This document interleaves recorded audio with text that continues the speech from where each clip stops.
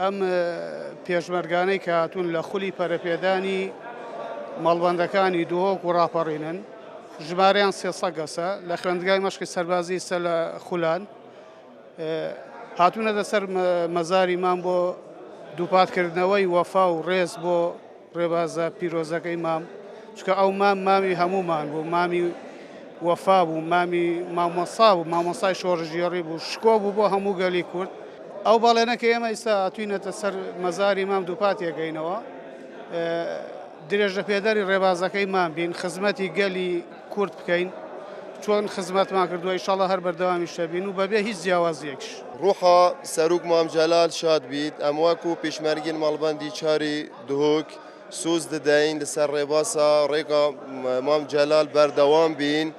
هاتوین لێرە پەیام بە ڕوحی مام بدەین لەسەر ڕێگای ئەو بەردەوام بین تا دوای هەناسە ئێمە بە ڕوحیەتی 75 هەمان کار دەکەین.